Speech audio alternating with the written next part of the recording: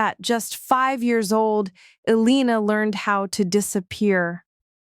Not literally, but in the kind of way children do when silence becomes their only safety.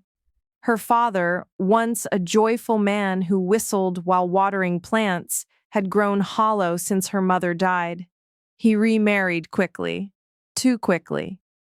Her stepmother, Maureen, came with a bright smile and a suitcase full of lies.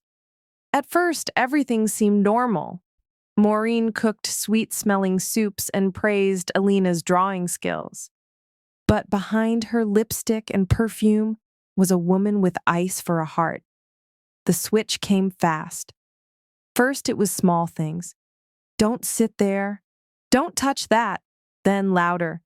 You're dirty like your dead mother. Her father never heard, or pretended not to. By the time Elena turned 6, her room was the dusty storeroom behind the kitchen. Her toys had been thrown out, her books burned for firewood. Maureen's 2 daughters, Vanessa and Bella, took everything Elena once called hers.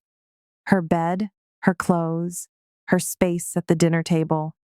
They laughed while she scrubbed floors, called her ghost girl. Elena never cried in front of them. She saved her tears for the nights under the thin blanket on the cold concrete floor. Each night, she whispered to the shadows, "Mama, are you watching? I'm trying to be strong." The only reminder of her mother was a small wooden pendant she wore around her neck. Maureen tried to take it once. Elena bit her hand and got locked in the chicken coop for 2 nights. But Elena was not weak. She remembered her mother's voice, soft and brave, telling her, "You are light. Even in darkness, you glow." She repeated that line every morning as she dressed herself in rags and prepared for another day of chores, cruelty, and pretending she didn't exist. Her survival began not with running, but with remembering who she was and what her mother had whispered just before leaving this world. Maureen's cruelty escalated like a rising fever. She made Elena wake before sunrise to fetch water from the farthest borehole. If she spilled even a drop, it meant no breakfast. She washed clothes until her fingers bled, swept until her back screamed. Vanessa and Bella mocked her constantly. "Why does your skin always look like rust? Do you even know what shampoo is?" But Elena didn't answer. Silence had become her armor. The pendant around her neck grew warmer with each insult, each punishment. It was as if her mother's memory hardened inside it, shielding her. She began talking to it quietly, not like a toy, like a guardian. One afternoon, Elena returned from the well to find her father in the compound. For a moment, she rushed forward, eager, hopeful, but Maureen intercepted her with a sharp glance. "Go inside," she hissed. "You want to make me look like a bad mother?" Elena obeyed, retreating into shadow. From behind the curtain, she watched Maureen laugh and feed her father lies wrapped in honey. "Elena's doing so well," she cooed. "So obedient. I even enrolled her in after-school classes." Her father nodded. He never asked questions. He had learned to enjoy peace, even if it came at the cost of truth. That evening, Elena's dinner was cold pap with no sugar. While the others ate fried yam and stew, she sat on the floor and stared at her bowl.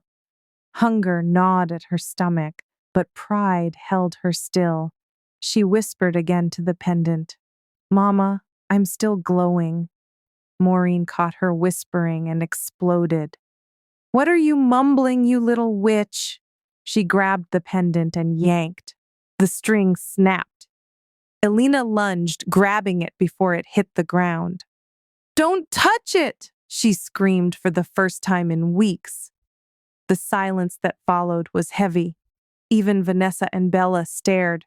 Maureen raised her hand, but Elena didn't flinch. Something in her eyes had changed. Something fierce. Something lit. That night, as she sat in her dark storeroom, Alina stared at the broken string in her palm and thought, "There's more to me than they think." The next morning, Alina made a choice. If kindness didn't work, then silence would sharpen into purpose. She began waking earlier, finishing chores before Maureen could complain. She stopped reacting to insults, giving them nowhere to land. She watched and listened when Maureen hid keys, when Bella lied about homework, when Vanessa sneaked snacks after dinner. She filed every detail in her memory like a soldier studying enemy terrain. But Alina also found small windows of escape. Every Saturday, she volunteered at the nearby church just to get out of the house. There, she cleaned pews and fetched water. But more importantly, she listened, really listened, to people reading, speaking, teaching. One day, she heard a guest speaker say, "Resilience is when pain teaches you to bloom, not break." That sentence lit something in her. One afternoon, she met Sister Anita, a retired teacher who noticed Alina's sharp mind and quiet strength. "You have the eyes of a reader," she said. Alina hesitated, then nodded. "But I don't have books." Anita smiled and gave her a stack of worn-out storybooks. "Then start here, 1 page a day. Words are power." That night, Alina read by candlelight in her tiny room. She barely understood the first paragraph, but she read it again, and again, and the next day she read more. Language began to grow inside her like a secret garden. If you're still watching this story, it's a sign. Subscribe and turn on notifications. This journey is just beginning, and you don't want to miss what happens next. Maureen began to notice the changes. Alina no longer flinched when scolded. Her silence was no longer weakness. It was discipline. Her movements were deliberate, her eyes sharper. And when Bella tried to frame her for stealing lunch money, Alina calmly opened her own ragged bag and laid out every coin she had earned, sweeping at the church. "Count it," she said, without raising her voice. Maureen's plan to break the girl was failing, but instead of backing down, she doubled the pressure. No dinners, no clean clothes, no attending the free adult literacy class Sister Anita invited her to. "Girls like you don't need school," she sneered. "You'll end up cleaning floors just like your useless mother." That night, Alina didn't cry. Instead, she wrote her first letter. Not to anyone in particular, just a note to herself, a promise. "They don't see me, but I see myself, and I will rise." A week later, Alina returned to the church and handed Sister Anita her letter. The woman read it, then looked at Alina with wet eyes. "You're not just smart, you're a writer. You've got fire in you, child." Anita started giving her reading and writing exercises. Soon, Alina was tutoring younger children who struggled with words. For every child she helped read a sentence, she felt like she was building bricks for her own future. But peace doesn't last in a house ruled by bitterness.